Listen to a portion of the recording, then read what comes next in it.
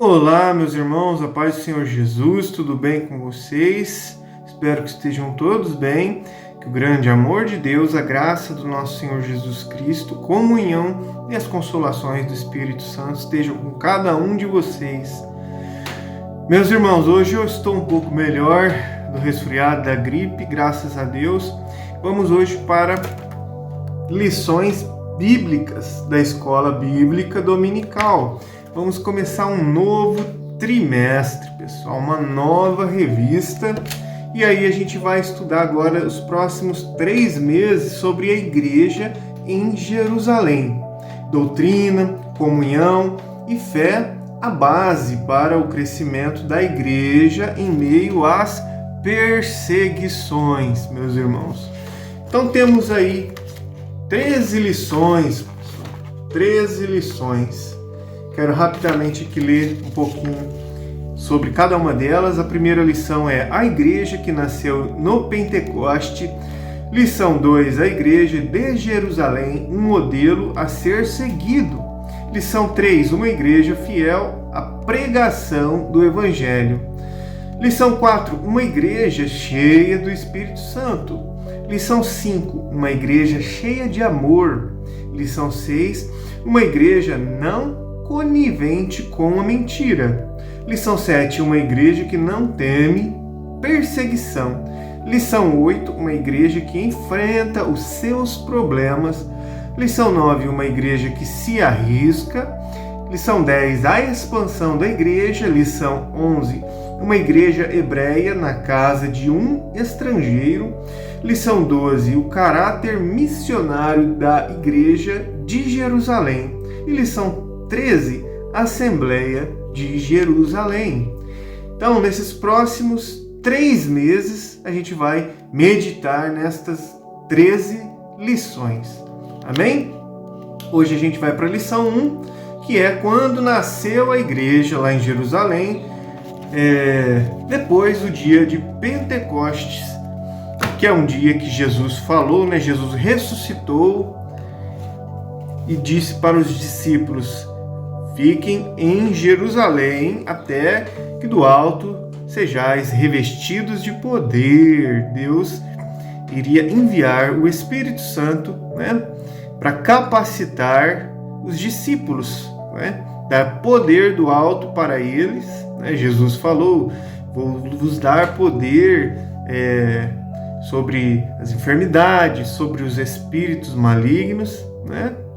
E vocês serão minhas testemunhas, né? Na Judéia, em Jerusalém e nos confins da terra. Então, eles foram cheios ali no dia de Pentecostes, estavam todos reunidos no mesmo lugar e desceu sobre eles o Espírito Santo, né? Falaram em novas línguas e saíram a pregar o Evangelho. Vamos relembrar, vamos aprender sobre esse ato que aconteceu aí justamente em Atos dos Apóstolos, amém? Vamos fazer uma breve oração e já vamos para a meditação de hoje. Feche seus olhos e vamos orar. Senhor, meu Deus e meu Pai que estás no céu, Jeová, Pai do nosso Senhor Jesus Cristo, em nome de Jesus, Senhor, nos colocamos mais um dia, mais uma vez na Tua presença santa. Cônscios, Senhor, sabendo da nossa pequenez, que somos falhos pecadores, Pai, precisando da Tua misericórdia, da Tua longanimidade, da Sua benignidade para conosco. Pai, perdoa os nossos pecados em nome de Jesus, pelo sangue do Cordeiro de Deus, que tira o pecado do mundo, Pai. Pai, queremos Te agradecer por mais um dia de vida, pela saúde, pelo alimento, Pai. E nesse frio, Pai, que o Senhor possa abençoar cada um que está aqui ouvindo essa oração, Pai. Abençoa essa pessoa em tudo, que o Senhor possa gerar salvação na casa dessa pessoa, na família dessa pessoa que está ouvindo essa oração, meu Deus. O Senhor supra as suas necessidades físicas, financeiras, meu Deus. Liberta de todo mal, liberta e converte em nome de Jesus, Pai. Oro pelos enfermos, Pai. As pessoas que estão doentes, gripadas, Senhor, num leito de hospital, ou muitas vezes em casa mesmo. Assim eu oro também por mim, pela minha saúde, pela saúde do meu filho Gustavo, que também está gripado, que o Senhor possa curar ele em nome de Jesus. toda a família do Gustavo, do lado dele lá, da mãe dele, dos avós dele, da minha família também. Abençoa meus amigos, meus irmãos em Cristo Jesus. Abençoa a tua igreja. Agora vamos meditar nessa lição nova.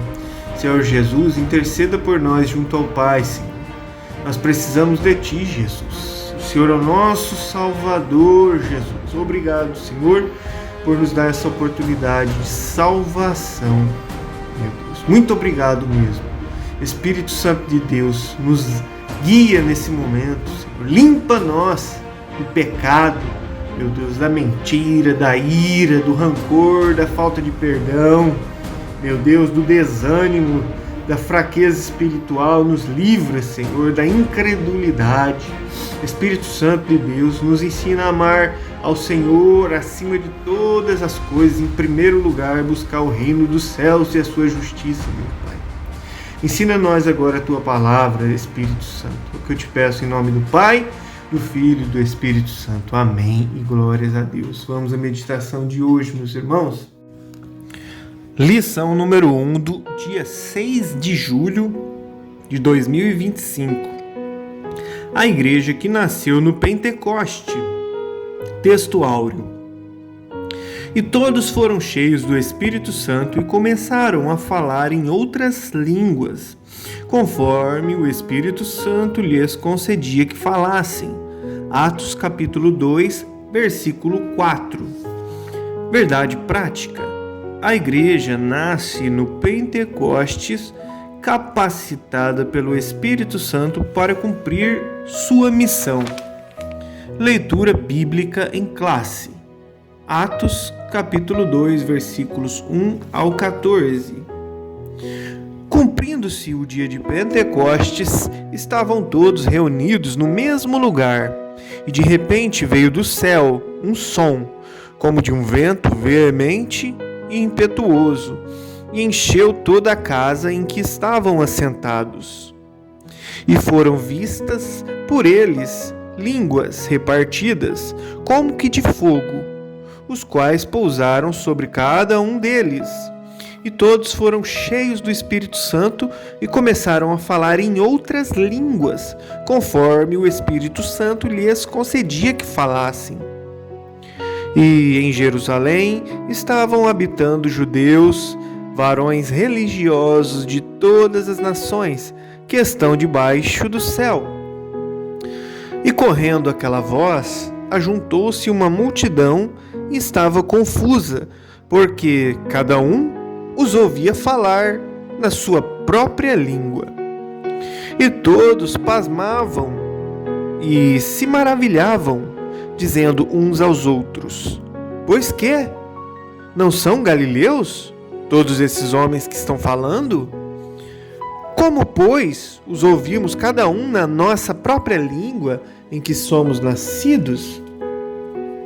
Partos e medos, elamitas, e os que habitam na Mesopotâmia, e Judéia e Capadócia, e Ponto, e Ásia, e Frígia, e Panfilha, Egito, e partes da Líbia, junto a Cirene, e forasteiros romanos, tanto judeus como prosélitos, e cretenses, e árabes, todos os temos ouvido em nossa própria língua falar das grandezas de Deus. E todos se maravilhavam e estavam suspensos, dizendo uns para os outros: Que quer dizer isto? E outros zombavam e diziam: Estão cheios de mosto. Pedro, porém, pondo-se em pé com os 11, levantou a voz e disse-lhes: Varões judeus e todos os que habitais em Jerusalém, seja-vos isto notório, e escutai as minhas palavras. Amém e glória a Deus. Vamos agora, meus irmãos, para a introdução da lição. A igreja nasceu no dia de Pentecostes. Esse evento marcou o início de uma nova era, a era da igreja. O Pentecostes era uma das festas mais importantes dos judeus e acontecia 50 dias depois da Páscoa. Foi nesse dia especial que Deus derramou o Espírito Santo sobre todos os discípulos, batizando-os. O derramamento do Espírito no Pentecostes marca o início da igreja, como uma comunidade de profetas, como foi profetizado por Joel, lá no livro de Joel, capítulo 2, versículo 28. No livro de Atos, de Lucas, o Lucas ensina que esse acontecimento tinha um significado especial para o fim dos tempos, pois já havia sido anunciado pelos profetas do Antigo Testamento. Além disso, o Pentecostes foi uma prova clara de que Jesus havia ressuscitado. O propósito desse derramamento do Espírito Santo foi dar poder à igreja para testemunhar de Jesus Cristo ao mundo e levá-la à verdadeira adoração. Isso é o que veremos nesta lição. Vamos agora aos tópicos principais da lição. Primeiro, a natureza do Pentecostes bíblico. Ponto número 1. De natureza divina. Lucas relata que, por ocasião do derramamento do Espírito no dia de Pentecostes, foi ouvido do céu um som como de um vento veemente e impetuoso que encheu toda a casa em que estavam assentados, e que foram vistas por eles línguas repartidas como que de fogo. Os estudiosos da Bíblia explicam que esses sinais são manifestações da presença de Deus, chamadas de teofanias. Isso significa que Deus se revelou de maneira visível e audível, assim como fez no Monte Sinai quando entregou a lei a Moisés. Naquela ocasião, houve trovões, relâmpagos e um som forte. E o povo ouviu a voz de Deus e viu um grande fogo, como diz Êxodo 19:16. Moisés depois lembrou ao povo desse momento, dizendo em Deuteronômio 4:36 assim: Desde os céus te fez ouvir a sua voz, para te ensinar, e sobre a terra te mostrou o seu grande fogo, e ouviste as suas palavras do meio do fogo. Vamos agora ao ponto número 2, um evento paralelo ao Sinai. Assim como o Sinai, onde a presença de Deus se tornou real, como uma das experiências mais marcantes na história do antigo povo de Deus, de uma forma muito gloriosa e profunda, o Pentecostes marcou o encontro do Espírito de Deus com a igreja. Pentecostes, portanto, é a experiência do Espírito Santo. Lá no Sinai, a letra da lei foi escrita em tábuas de pedras, como diz Deuteronômio 9, 10 e 11. Já aqui no Pentecostes, a palavra de Deus foi escrita nos corações, como diz Jeremias 31:33, 2 Coríntios 3:3. Vamos agora ao ponto 3, centrada em Cristo e nos tempos finais. Na sua pregação no dia de Pentecostes, Pedro deixou claro que esse evento estava totalmente ligado a Jesus. Ele mostrou que o derramamento do Espírito Santo estava diretamente relacionado à morte, ressurreição e ascensão de Jesus Cristo. Atos 2, 23, Atos 2, 32 e 33. Isso significa que, embora o Pentecostes seja uma manifestação do Espírito Santo, ele também é cristocêntrico, ou seja, tem Cristo como seu centro. Sem a cruz de Jesus Cristo, o Pentecostes perderia seu verdadeiro significado, pois não há Pentecostes sem a cruz.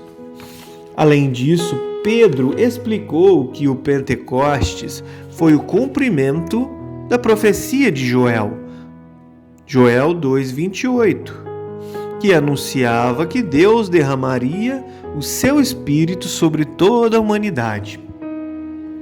Quando Pedro usou a expressão nos últimos dias, em Atos 2:17, ele mostrou que esse evento tinha um significado escatológico, ou seja, estava ligado ao plano de Deus para os tempos finais.